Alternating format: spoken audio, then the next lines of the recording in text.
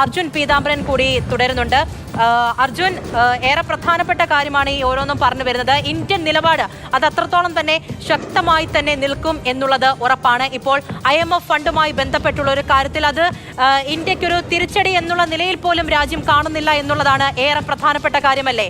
അതിന്റെ നിലപാട് എതിർത്തുകൊണ്ട് തന്നെ ഇന്ത്യ ശബ്ദമുയർത്തിയിരിക്കുന്നു. അത് ഇപ്പോൾ നടക്കുന്ന ആക്രമണമായാലും ഏത് കാര്യത്തിലായാലും ഇന്ത്യ ആ നിലപാടിൽ തന്നെ ഉറച്ചു നിൽക്കുക തന്നെ ചെയ്യും. തീർച്ചയായിട്ടും ഇവിടെ ഇന്ത്യ വിയോജിപ്പ് രേഖപ്പെടുത്തിയിട്ടുണ്ട്. അത് ഈ കാര്യം പാകിസ്ഥാന് ധനസഹായം നൽകുന്ന കാര്യം ചർച്ചയ്ക്കെടുത്തപ്പോൾ തന്നെ ഇന്ത്യയുടെ വിയോജിപ്പ് അറിയിച്ചതാണ്. പിന്നീട് വോട്ടെടുപ്പിലേക്ക് നീങ്ങിയ സമയത്ത്, അതായത് പാകിസ്ഥാൻ ഈ സാമ്പത്തിക സഹായം നൽകുന്നതുമായി ബന്ധപ്പെട്ടുള്ള വോട്ടെടുപ്പുകളിലേക്ക് നീങ്ങിയ സമയത്ത് ഇന്ത്യ ആ വോട്ടിങ്ങിൽ നിന്ന് തന്നെ വിട്ടുനിന്നിരുന്നു. അതായത് കൃത്യമായിട്ടുള്ള വിയോജിപ്പാണ് അവിടെ ഇന്ത്യ അറിയിച്ചിരിക്കുന്നത്.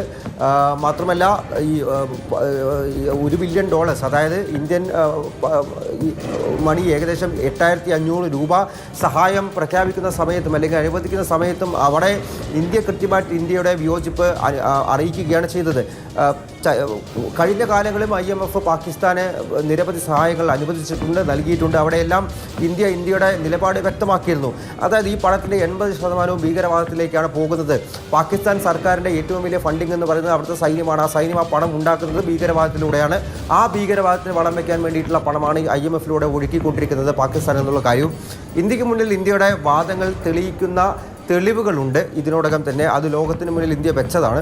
അതുകൊണ്ട് തന്നെ ഇപ്പോൾ ഈ 8,500 കോടി രൂപ ഇപ്പോൾ പാകിസ്ഥാൻ അനുവദിച്ചു എന്നുള്ള കാര്യത്തിൽ അതുകൊണ്ട് ഇന്ത്യക്കൊന്നും നഷ്ടപ്പെടാനില്ല. ഇന്ത്യയുടെ നിലപാട് ഉയർത്തിക്കൊണ്ടേയിരിക്കും. തിരിച്ചടി അടിക്കാനുള്ള സ്ഥലങ്ങളിലെല്ലാം തന്നെ ഇന്ത്യ തിരിച്ചടി നൽകുകയും ചെയ്യും.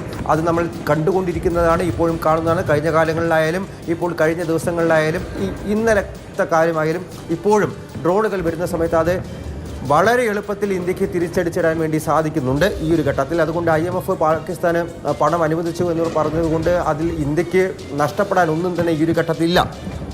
എന്തായാലും പാകിസ്ഥാൻ്റെ പ്രകോപനത്തെ സംബന്ധിച്ച് ഇന്ത്യ ഒരു കടുത്ത നിലപാട് എടുക്കേണ്ടിയിരിക്കുന്നു ഈ ഒരു ഘട്ടത്തിൽ. ഇനി ഇത്തരത്തിലുള്ള കാര്യങ്ങളും, അതായത് ഇന്നലെ എത്തിയത് സർവൈലൻസ് ഡ്രോണുകളാണ്, ഇന്ന് പക്ഷേ എത്തിയതിൽ ചിലതാണ് ആംഡ് ഡ്രോൺസ് ആണ്. അതും ഇന്ത്യക്ക് തകർത്തെറിയാൻ സാധിച്ചിട്ടുണ്ട്. എങ്കിൽ പോലും ഒരെണ്ണം ഫിറോസ്പൂരിൽ നിലത്ത് പതിച്ചു. അതിൻ്റെ ഇമ്പാക്റ്റാണ് നമ്മൾ കണ്ടത്. 3 പേർക്ക് പരിക്കേറ്റു. ഇന്ത്യയെ സംബന്ധിച്ച് ഇന്ന് ഇത്രത്തോളം, അതായത് 200ഓളം ഡ്രോണുകളാണ് നമ്മൾ അനുമാനിക്കുന്ന കണക്ക്. അതിൻ്റെ സ്ഥിരീകരണം നാളെയായിരിക്കും ഒരു പക്ഷേ വരിക.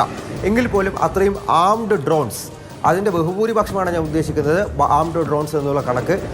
അത്രയും എണ്ണം ഉണ്ടായിട്ടും അത് ഇന്ത്യക്ക് കൃത്യമായി ഉന്നം പിഴയ്ക്കാതെ നിലം പതിക്കുന്നതിന് മുമ്പ് വെടിവീഴ്ചയിടാൻ അല്ലെങ്കിൽ നിർവീര്യമാക്കാൻ വേണ്ടി സാധിച്ചിട്ടുണ്ട്. തീർച്ചയായിട്ടും പ്രതിരോധ സംവിധാനങ്ങളിൽ ഇന്ത്യയുടെ കഴിവ് തെളിയിക്കുന്നതാണ്. പക്ഷേ ഇതൊരു പാറ്റേണായിട്ട്, ഒരു ശൈലിയായിട്ട് തുടർന്ന് പോയി കഴിഞ്ഞാൽ അതിൻ്റെ ബുദ്ധിമുട്ട് വളരെ വലുതായിരിക്കും. കാരണം അതിർത്തിയിൽ പാകിസ്ഥാൻ വെടിവെപ്പ് നടത്തുന്നുണ്ട്. അതായത് ഷെല്ലിങ് മാത്രമല്ല, സ്മോൾ ആംസ് ഫയറിംഗ്, പ്രകോപനം, വലിയ രീതിയിൽ ഈ നമ്മൾ നിയന്ത്രണ രേഖയിൽ വെടിനിർത്തൽ കരാർ ലംഘനം എന്നൊക്കെ പറയും. അത് ഒരു ശൈലിയായിട്ട്, ഒരു പാറ്റേണായിട്ട് പാകിസ്ഥാൻ തുടർന്നു കൊണ്ടേയിരുന്നു. ഇതിന് നമ്മൾ തിരിച്ചടിക്കും, അവർ വീണ്ടും ഇങ്ങോട്ടടിക്കും, നമ്മൾ വീണ്ടും തിരിച്ചടിക്കും. പക്ഷേ ഇതിനൊരു അവസാനമില്ല. ഇവിടെ നേരിട്ട് പൊതുജനങ്ങളെയും സാധാരണക്കാരെയും ജനവാസ മേഖലയുമാണ് ഈ ഡ്രോണുകൾ നേരിടുന്നത് എന്നുള്ളത് മറ്റൊരു വാസ്തവമാണ്. അവിടെ ഇന്ത്യ ഇങ്ങോട്ട് ഡ്രോൺ വന്ന് തിരിച്ചടിക്കാമെന്നുള്ളൊരു നിലപാട് സ്വീകരിക്കുന്നത് പകരം ഇത് ഇല്ലാതാക്കാൻ വേണ്ടിയിട്ടുള്ള കടുത്ത നടപടിയിലേക്ക് നീങ്ങേണ്ടി വരുമെന്നുള്ളതാണ്. ഒരുപക്ഷെ അതുമായി ബന്ധപ്പെട്ടുള്ള ചർച്ചകൾ നടക്കുന്നുണ്ടാവാം, അല്ലെങ്കിൽ അതിലൊരു തീരുമാനം എടുക്കുന്നുണ്ടാവാം. അത് നമ്മൾ അടുത്ത ദിവസങ്ങളിൽ അറിയും, അല്ലെങ്കിൽ അതിൽ വ്യക്തമാക്കുകയും ചെയ്യും സർക്കാർ എന്നുള്ളതാണ് നമുക്കെന്തായാലും നിലവിൽ മനസ്സിലാക്കാൻ സാധിക്കുന്നത്. എന്തായാലും അത്തരത്തിൽ കടുത്ത നടപടികളിലേക്ക് ഇന്ത്യ പോകേണ്ടിയിരിക്കുന്നു. ലോകരാജ്യങ്ങൾ ആവശ്യപ്പെടുന്നത് സംഘർഷം ഒഴിവാക്കാനാണ്. ഒരു തർക്കം ഒഴിവാക്കി ഇരു രാജ്യങ്ങളും തമ്മിൽ സംയമനം പാലിക്കണം, അതായത് ഒരു തുറന്ന യുദ്ധത്തിലേക്ക് പോകരുത് എന്നുള്ള കാര്യമാണ്. പക്ഷേ അവിടെ പാകിസ്ഥാൻ അത് പക്ഷേ ആഗ്രഹിക്കുന്നില്ല. നമ്മൾ അങ്ങനെ ഒരു നിലപാടെടുക്കുകയാണെങ്കിൽ പോലും അവരുടെ പ്രകോപനം അതിന് തക്കതായിട്ടുള്ള മറുപടി കൊടുക്കേണ്ടി വരും ഈ ഒരു ഘട്ടത്തിൽ.